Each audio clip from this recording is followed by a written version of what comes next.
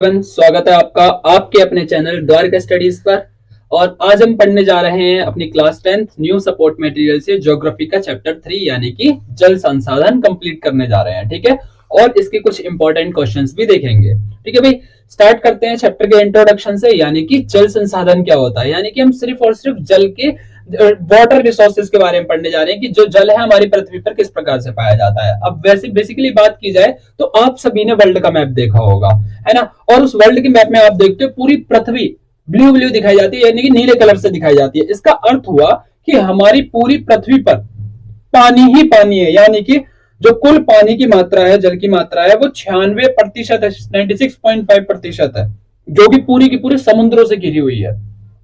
और सिर्फ उसमें से अगर बात की जाए जो पीने का पानी है, जो हमारे यूजफुल है, जो कि मीठे पानी की बात करें तो उसमें से समथिंग 3% या 2.5% पानी, कहीं पर 2.5, कहीं पर 2.7, कहीं पर 3% दिया होता है। बेसिकली मानकर चले कि 3% पानी जो होगा वो हमारा सिर्फ और सिर्फ पीने का है, जो हमारी पूरी की पूरी पृथ्वी की पूर्ति को पूरा कर रहा है। समझ रहे हो, मतलब पूरी पृथ्वी पर जो 3% पानी हम पी रहे हैं और बाकी 96.5% पानी जो है वो कैसा है, आपका समुद्रों का पानी है। तो स्टार्ट करते हैं, देखो कुछ बिंदु से।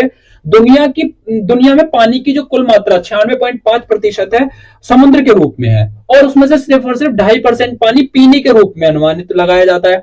भारत को वैश्विक वर्षा का लगभग 4% प्राप्त होता है, यानी कि अगर बात करें भारत में विश्व में जितनी बारिश होती है विश्व में एक साल में, उसमें से 4% पानी, क्योंकि जो वर्षा का पानी होता है वो भी हमारे पीने योग्य होता है, जिसमें पानी की प्रति व्यक्ति प्रति वर्ष उपलब्धता के मामले में अगर बात करें तो भारत 133वें स्थान पर है। जो वर्षा से पानी हमें प्राप्त होता है ना, अगर बात करें हमें कितना पानी प्राप्त होता है, कौन से नंबर पर है विश्व में, तो 133वां स्थान है हमारे भारत का। और हमारे भारत में यह आशंका की जाती है कि 2025 आते आते ना भारत के बहुत सारे राज्य ऐसे होंगे जो जहां पर वो पानी की कमी का सामना करेंगे, है ना। अगला चौथा पॉइंट कह रहा है कि ज्यादातर मामलों में पानी की कमी किस लिए होती है, अतिशोषण से करना, पानी का बहुत ज्यादा उपयोग करना, लोग गाड़ियां धो रहे हैं, घर धो रहे हैं, बिन फालतू में पानी फैलाए जा रहे हैं, अत्यधिक उपयोग पानी की।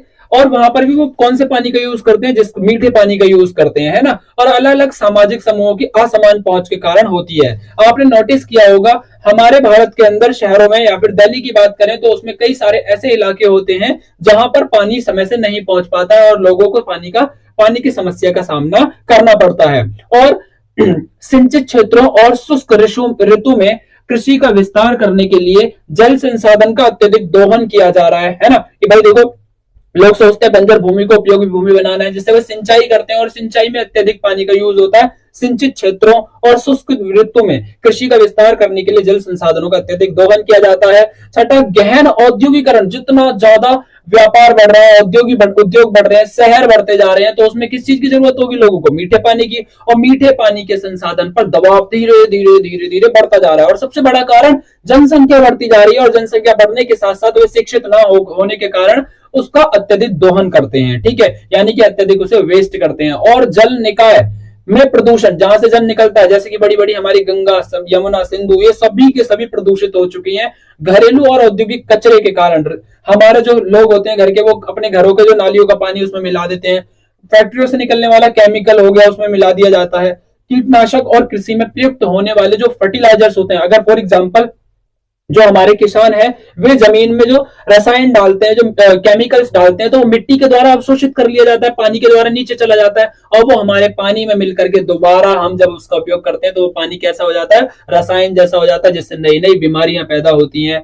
और पहली शताब्दी ईसा पूर्व की बात करें तो इलाहाबाद के पास एक रिंगवेशपुरा है, उसमें गंगा नदी के बाढ़ के पानी को इकट्ठा करने बचाने के लिए एक उत्कृष्ट जल संग्रहण तंत्र बनाया गया था उस समय पर। कब? पहली शताब्दी में, ईसा मसीह के समय में। 11वीं शताब्दी में भोपाल झील अपने समय की सबसे बड़ी कृत्रिम झीलों में से एक थी, और डैम बहते पानी के बीच एक अवरोध होता है। अगर आपसे पूछे डैम किसे कहते हैं, जब एक जो पानी बह रहा होता है और उसमें हम रोक लगा दें तो उसे क्या कहा जाता है, डैम। सिंपल सी भाषा में, जब पानी बह रहा है नदी का और उसमें कोई रोक लगा दे पानी को रोकने के लिए तो उसे डैम कहते हैं, जो कि प्रवाह को रोक देता है या फिर पीछे कर देता है या फिर उसके रास्ते को बदल देता है। अक्सर एक जलाशय बनाने के लिए, झील बनाने के लिए सरकार ऐसा करती है, क्योंकि हम डैम जब भी लगाते हैं जब हमें विद्युत का जैसे हमें जब इलेक्ट्रिसिटी बनानी होती है तो हम डैम लगा के पानी को काट देते हैं दूसरी तरफ और उससे झील बन जाती है। ठीक है, जवाहरलाल नेहरू ने बांधों को आधुनिक भारत का मंदिर कहा था कि भाई आने वाले टाइम पर जो फ्यूचर में, मतलब उसने किसने कहा, जवाहरलाल नेहरू ने, कि फ्यूचर में जो होगा डैम जो होंगे वो भारत के मंदिर के रूप में काम करेंगे, यानी कि हमारी सुरक्षा करेंगे। नर्मदा बचाओ आंदोलन और टेहरी बांध आंदोलन बड़े उद्देश्य नदी परियोजनाओं के खिलाफ शुरू हुए थे, यानी कि हमारी सरकार ने कई बार कई सारे आंदोलन शुरू किए और इनका जो नदी से रिलेटेड थे, इनका उद्देश्य क्या हुआ करता था कि जो हमारी नदियां दूषित हो रही हैं उनको साफ करना इनका उद्देश्य होता था, जिसके बहुउद्देश्य नदी परियोजना के लाभ यहाँ पर हम पढ़ने वाले हैं कि भाई नदियों का जो बहुउद्देश्य नदी परियोजनाएं चलाई थी उनके क्या लाभ थे। कि भाई सिंचाई में फायदा हुआ, जो इस नदियों से क्या होता है, सिंचाई मिलता है, किसानों को पानी मिलता है, हम इलेक्ट्रिसिटी पैदा कर सकते हैं। क्या होता है बहुउद्देश्य नदी परियोजना से, सिंचाई कर सकते हैं, इलेक्ट्रिसिटी पैदा कर सकते हैं, बाढ़ को कंट्रोल कर सकते हैं, मत्स्य पालन कर सकते हैं, मछलियां पाल सकते हैं, अंतरदेशीय नौवाहन चला सकते हैं और घरेलू और औद्योगिक उपयोग के लिए भी इस बहुउद्देश्य परियोजना हमारे लिए लाभदायक थी। तो इसके ये कुछ क्या हो गए, हमारे प्रॉफिट हो गए, जो कि एग्जाम में क्वेश्चन बन सकता है।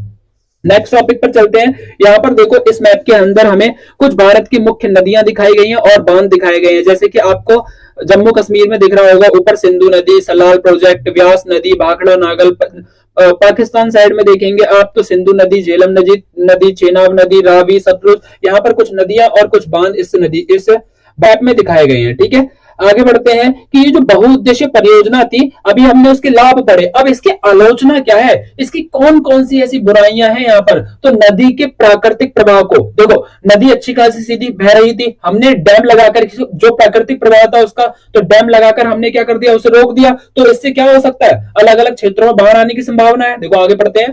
नदी के प्राकृतिक प्रवाह को प्रभावित करते हैं और जलाशय के अधिक अवसादन इकट्ठे हो जाते हैं, जो पानी के साथ में जितने अवसाद आते हैं वो एक जगह पर इकट्ठे हो जाते हैं। नदी की जलीय जीवन की नकारात्मक तरीके से प्रभावित करते हैं। स्थानीय समुदायों का बड़े पैमाने पर विस्थापन हो जाता है। मान लो जिस जगह से बड़ी समुद्र या फिर नदी होगी तो उस जगह के आसपास के लोग वहां पर नहीं रहेंगे, क्योंकि उन्हें पता है उस जगह पर खतरा है बाढ़ आने का। बाढ़ के मैदान पर बनाए गए जलाशय मौजूद वनस्पति को डुबा देंगे और वहां के आसपास के इलाकों को, क्षेत्रों को डुबा देंगे और एक समय के बाद मिट्टी का क्या हो जाएगा, अपर्दन हो जाएगा, यानी कि क्षरण हो जाएगा। तो इसके कारण इसकी बुराइयां हो गई, कुछ इसके बुरे पॉइंट हो गए। ठीक है, आगे कि भाई ये जो वर्षा जल का संचयन की विधियां क्या होती है, संचयन यानी कि इकट्ठा करने का तरीका। आपको पता है जो वर्षा का जल है वो हमारे पीने के योग्य होता है, इसलिए कई सारे हमारे भारत के राज्य ऐसे हैं भारत के अंदर जो कि वर्षा जल को इकट्ठा करते हैं, जिसके अंदर सबसे पहले राजस्थान आता है सबसे नंबर 1 पर। ठीक है, लोगों ने पश्चिमी हिमालय में गुल और कुल जैसी वाहिकाएं बनाई, वाहिका मतलब नदियां जो बहती है वह बनाई, और छत पर क्या बनाया, जल संचयन बनाया। ठीक है, छतों पर लोगों ने अलग अलग पानी को इकट्ठा करने के लिए अलग अलग वस्तुओं का इस्तेमाल किया, और बीकानेर, फलौदी और बाड़मेर में पीने हेतु भूमिगत टैंक या फिर टांका लगाए गए। ठीक है, ये कहां पर है, हमारे आपके राजस्थान के अंदर है, जिन्होंने टैंक लगाए और उसको फिर पानी को प्यूरिफाई करा, कुछ उसके अंदर दवाइयों से उसे हेल्प, केमिकल्स की हेल्प से उसे शुद्ध करके उसे अपने पीने योग्य बनाया। मेघालय के अंदर लोगों ने कौन सी तरीका अपनाया था, बांस की ड्रिप सिंचाई प्रणाली अपनाई थी। ठीक है, ये उन्होंने पानी को इकट्ठा करने की कुछ विधियां थी हमारी। ठीक, यहाँ पर हमारा चैप्टर खत्म होता है। इसके कुछ क्वेश्चन आंसर्स देख लेते हैं जो कि हमारे लिए इंपॉर्टेंट है, क्योंकि बोर्ड का एग्जाम हमारे इन्हीं क्वेश्चंस में से आने वाला है ना। तो इनकी प्रैक्टिस आप जरूर कर लीजिएगा, वीडियो को रोक करके इन्हें एक बार इनके क्वेश्चन आंसर्स की प्रैक्टिस करिएगा यहाँ से। ठीक है, हमारा यहाँ पर ये आंसर्स दिए हुए हैं, देखो फटाफट, और यहाँ पर ये हमारा चैप्टर कंप्लीट होता है। इसके कुछ मैप भी दिए होंगे, उन मैप को आप जरूर करके जाना। इस चैप्टर से ये रहे है ना, तो इस चैप्टर से मैप भी आने वाले हैं आपके एग्जाम में, जो कि आपके लिए इंपॉर्टेंट होंगे। टेहरी बांध कहाँ पर है, भाखड़ा नागल बांध, राणा प्रताप सागर बांध, सलाल बांध, जो कि अभी हम पढ़ रहे थे, ऊपर मैंने आपको दिखाए थे, तुंगभद्रा, हीराकुंड, नागार्जुन सागर बांध, सरदार सरोवर, ये आपके लिए इंपॉर्टेंट है, जो कि आपके एग्जाम में आ सकते हैं। ठीक है, यहाँ पर हम वीडियो को खत्म करते हैं। अगर आपको चैप्टर अच्छा लगा हो तो so please like, share and subscribe.